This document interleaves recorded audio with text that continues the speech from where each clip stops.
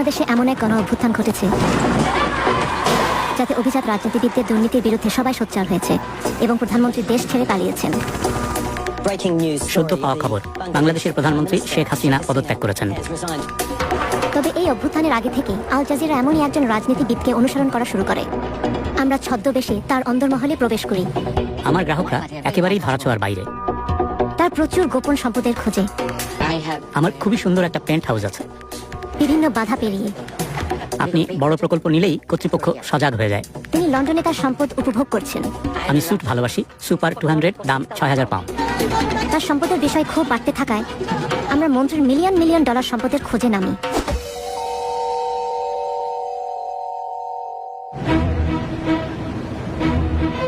অভ্যুত্থানের অনেক আগে আল জাজিরার আই ইউনিট একটা তথ্য পেয়েছিল। একজন বাংলাদেশি মন্ত্রী, যার বেতন কিনা মাত্র $13,000, তিনি ব্রিটেনে বিপুল সম্পদের এক সাম্রাজ্য গড়ে তুলেছেন। এই অভিযোগ অনুসন্ধানে আই ইউনিট একটি ছদ্মবেশী দল গঠন করে। 2023 সালের মধ্যে, অর্থাৎ যেটা ছিল গণ অভ্যুত্থানের আগের বছর, আমাদের ছদ্মবেশী প্রতিবেদকরা মন্ত্রীর ঘনিষ্ঠ লোকজনের কাছে পৌঁছায় এবং তার $1,40,00,000 লন্ডনের বাড়িতে আমন্ত্রণ পায়। হ্যালো মিস্টার লি, প্লিজ আসুন, স্বাগতম। হ্যাঁ, এটা খুবই নিরিবিলি একটা বাড়ি। আমার নিরাপত্তার জন্য খুবই সুরক্ষিত এমন একটা বাড়ি প্রয়োজন ছিল। মোট কত তলা? 5 তলা। এটা আমাদের সিনেমা হল। এটা আমার নতুন রোলস।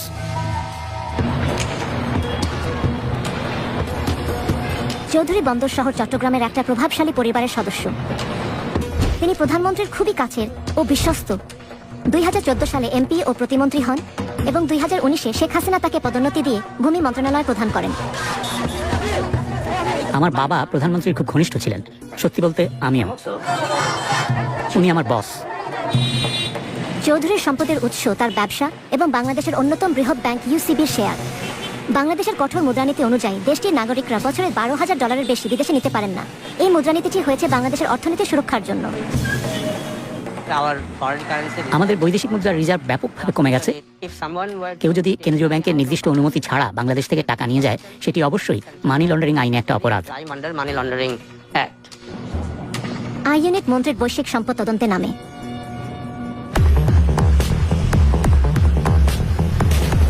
প্রথমে আই ইউনিট দেখার চেষ্টা করে মন্ত্রীর কি পরিমাণ সম্পত্তি ব্রিটেনে আছে।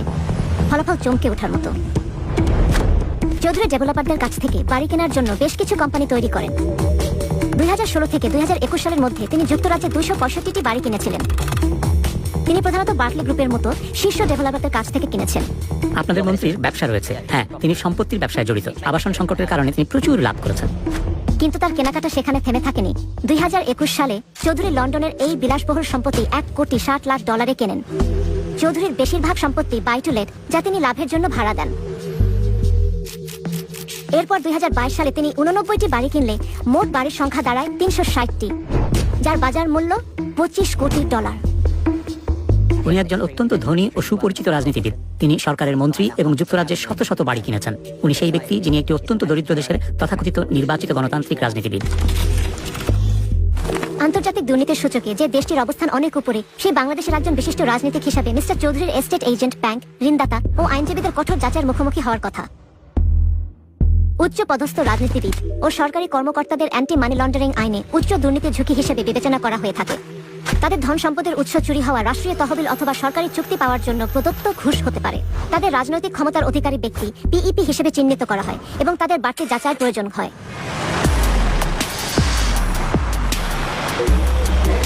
মন্ত্রী কিভাবে এসব যাচাই প্রক্রিয়া অতিক্রম করেছিলেন তা বোঝার জন্য আমাদের একটি গোপন টিমকে তার একটা সম্পত্তি দেখতে পাঠানো হয়। আমাদের গ্রাহকের লন্ডনে 300টি বাড়ি আছে। উনি লেটিং এজেন্সি মুভিং সিটির একজন বিক্রয় এজেন্ট। তিনি লন্ডনে আসেন, কয়েকটি বাড়ি কেনেন, তারপর চলে যান। লকডাউনের সময় তিনি যুক্তরাজ্যে নতুন বাড়ি কেনার জন্য 20 কোটি পাউন্ড ব্যয় করেন। আমরা পরীক্ষা করেছি যে চৌধুরী বাংলাদেশের বাইরে তার যে সম্পত্তি রয়েছে সেটি বাংলাদেশের ট্যাক্স কর্তৃপক্ষের কাছে এবং নির্বাচনী হলফনামায় ঘোষণা করেছেন কিনা। তিনি করেননি। একজন রাজনীতিবিদ, সংসদ সদস্য অথবা সংসদ সদস্য প্রার্থীকে তাদের বৈশ্বিক সম্পত্তির হিসাব দিতে হয়। তাদের আয় অথবা সম্পত্তি দেশ এবং দেশের বাইরে সবই উল্লেখ করতে হয়। সংবিধান স্পষ্টভাবে বলেছে, মন্ত্রীর বেতন এবং অন্যান্য ভাতার বাইরে তাদের অন্য কোনো আয়ের উৎস থাকতে পারবে না।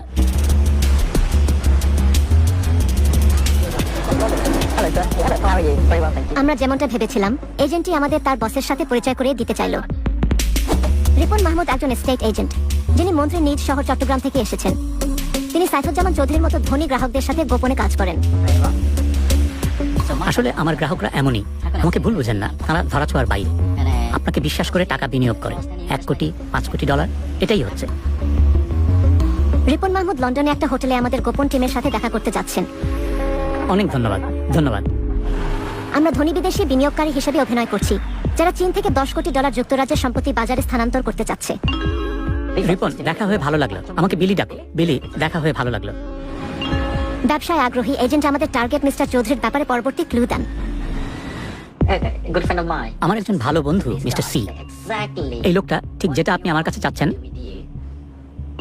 প্রায় ঠিক সেটাই আমি তার জন্য করেছি। তিনি দুবাইয়ের না, চীন না, উনিও বিদেশি। হ্যাঁ, অবশ্যই তিনি একজন পিইপি এবং বিদেশি। তিনি একজন মন্ত্রী, একজন ক্ষমতাধর মন্ত্রী। তিনি বুদ্ধিমান, তিনি বড় প্রকল্পে যান না। যখন আপনি বড় প্রকল্পে যান, কর্তৃপক্ষ সতর্ক হয়ে যায়। বড় টাকা, বড় সংখ্যা সবাইকে সতর্ক করে দেয়। আপনি বুঝতেই পারছেন আমি কি বলছি। তাই তিনি 1 কোটি আনেন। আপনি বুঝতে পারছেন তো আমি কি বলছি? এবং উনি বলেন আমি নগদে কিনিনি, ব্যাংক আমাকে টাকা দিয়েছে। রিপন যখন মন্ত্রীর ব্যবসা দেখছে, তখন বাংলাদেশের সাধারণ নির্বাচনও বেশ ঘনিয়ে এসেছে। হাসিনা সরকারের একজন গুরুত্বপূর্ণ ব্যক্তিত্ব হিসেবে দুর্নীতি নির্মূলের কথা দিয়ে তিনি বেশ প্রচারের আলোতেও এসেছেন। এদিকে আমাদের লন্ডনের টিম একটা গুরুত্বপূর্ণ তথ্য পেল যে মন্ত্রীর যুক্তরাষ্ট্রের সম্পত্তি আছে।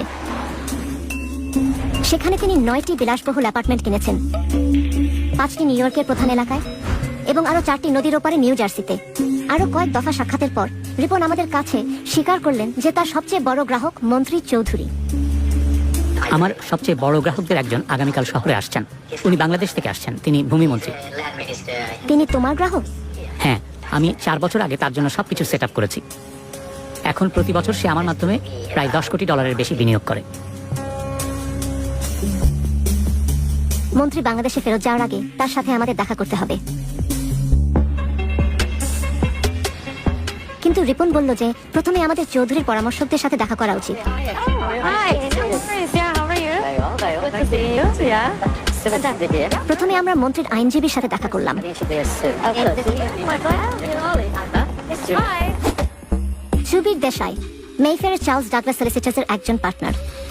তিনি কোম্পানির মানি লন্ডারিং রিপোর্টিং অফিসার হিসেবেও কাজ করেন, যার দায়িত্ব হচ্ছে কোম্পানির আইন কানুন মেনে চলা নিশ্চিত করা। এখানে দেখা যাচ্ছে তিনি রিপন এবং মন্ত্রীকে নিয়ে রাতের খাবার খাচ্ছেন।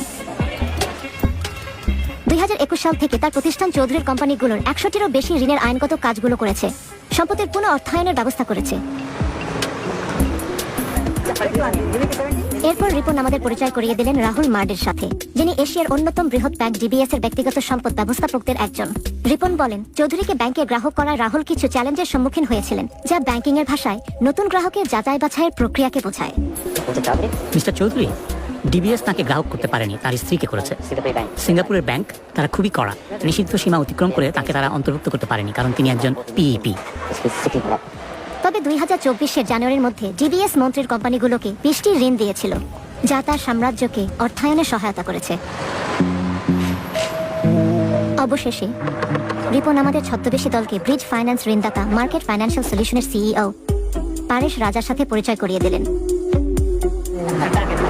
মেইফেয়ারের এই ঋণদাতা মন্ত্রীর জন্য শত শত ঋণের ব্যবস্থা করে দিয়েছেন। আসলে আপনি এখানে যা দেখছেন সেটা এক ধরনের সহায়তা নেটওয়ার্ক। স্পষ্টতই এই নেটওয়ার্ক ব্যবহার করে মন্ত্রী তার জাল ছড়িয়েছেন। রিপনের নেটওয়ার্কের মধ্যে সেই ডেভেলপাররাও রয়েছে যারা মিস্টার চৌধুরীর কাছে সম্পত্তি বিক্রি করেছে। চৌধুরী তার প্রায় 1/4 সম্পত্তি 80টিরও বেশি ব্রিটেনের শীর্ষ নির্মাতা বার্কলে হোমস থেকে কিনেছেন।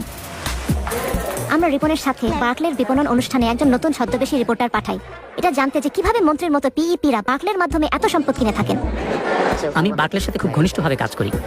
আমি চেয়ারম্যান, ম্যানেজিং ডিরেক্টর সবার সাথে পরিচিত, কারণ বার্কলে গ্রুপের সাথে আমি অনেক লেনদেন করি। বার্কলে জানে আমি বেশিরভাগ পিইপিকে বার্কলেতে নিয়ে গিয়েছি।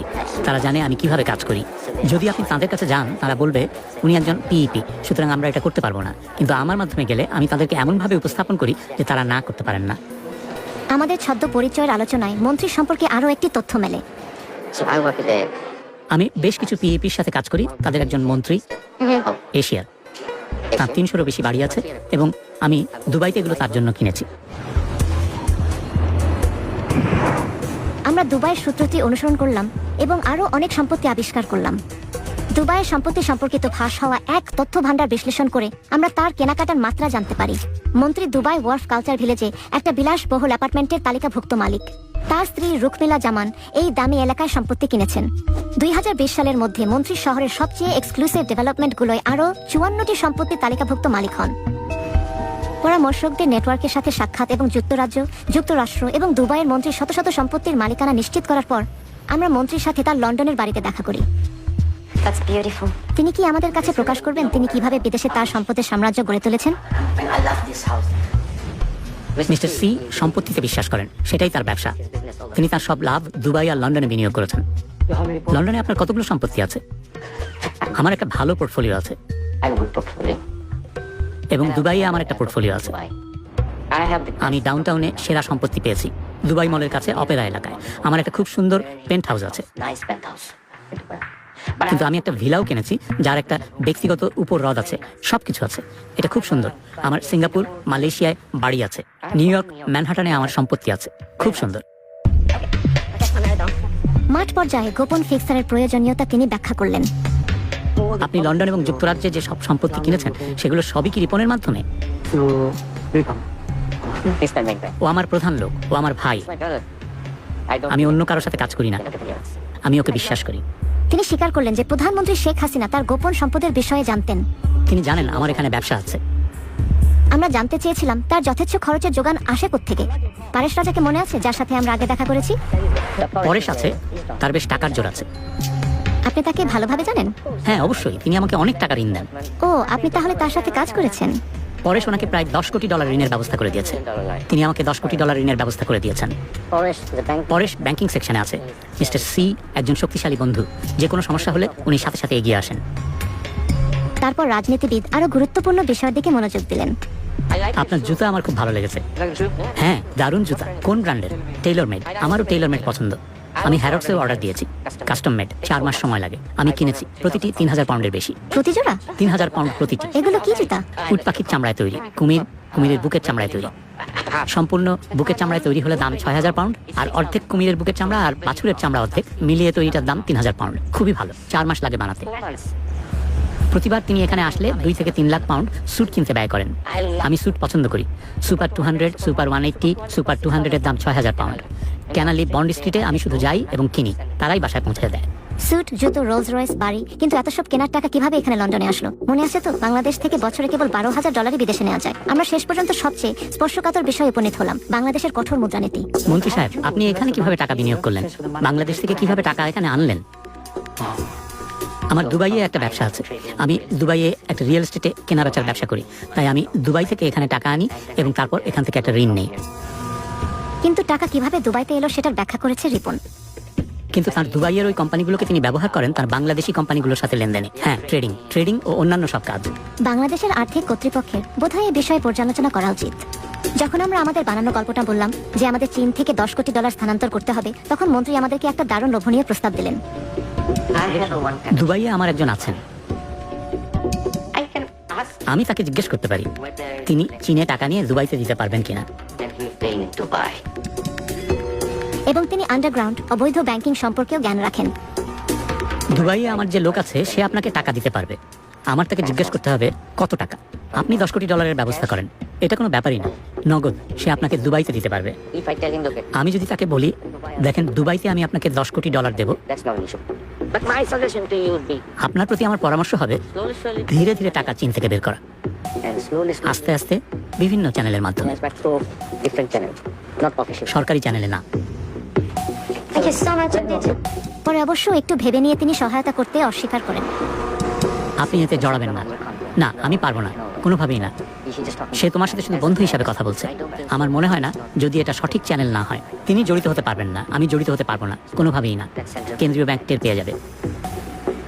যখনই সময় পান আমার এখানে এসেন, আমরা কথাবার্তা বলবো।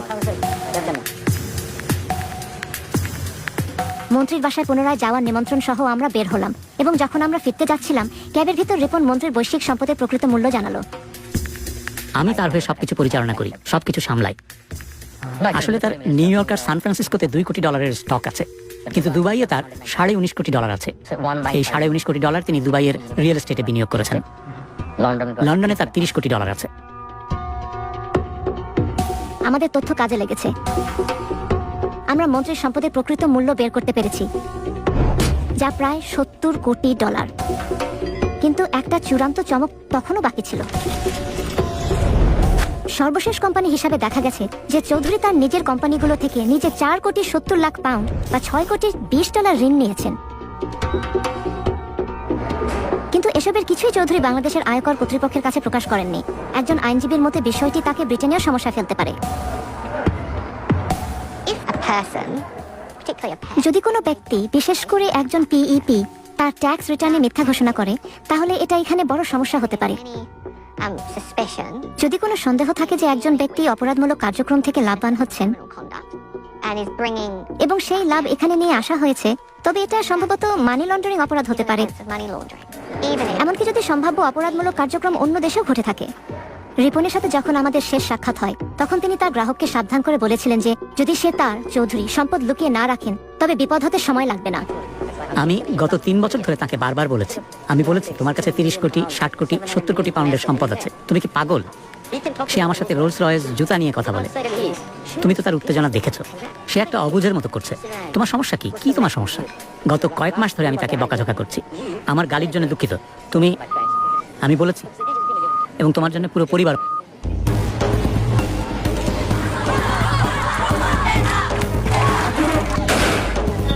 বাংলাদেশ যখন বিক্ষোভে ফেটে পড়েছে,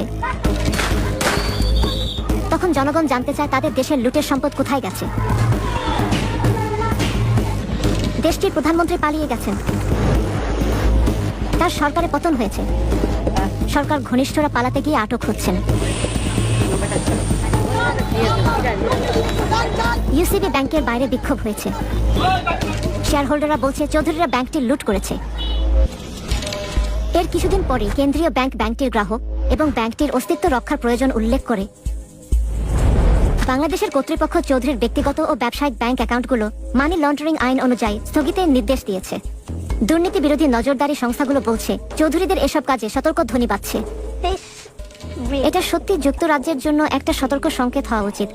আমাদের যে ফাঁকফোকরগুলো রয়েছে, আমাদের বিধিমালার দুর্বলতা, এবং যদি আমরা লন্ডনকে দুর্নীতিগ্রস্ত এলিটদের কেন্দ্রে পরিণত হওয়া বন্ধে সত্যি সিরিয়াস হই, তাহলে আমাদের আরো শক্তিশালী বিধিমালা এবং তার কার্যকর প্রয়োগ থাকতে হবে, এবং পশ্চিমা দেশগুলোকে অর্থ পাচার রোধে আরো শক্ত ভূমিকা নিতে হবে। উন্নয়নশীল দরিদ্র দেশের সম্পদ সে দেশের মানুষের উন্নয়নে সে দেশেই থাকা উচিত। চৌধুরীর বর্তমান অবস্থা অজানা, তার ভবিষ্যৎ অনিশ্চিত, কিন্তু আই ইউনিটের হাতে একটি সাম্প্রতিক কল রেকর্ড এসেছে। আপনি কই এখন? আপনি কি বাংলাদেশে? আমি নিরাপদে আছি, আল্লাহ। কিন্তু বেরোতে পারেন নাই? পেরেছেন? ওয়াও, কোথায় কোথায় আপনি এখন?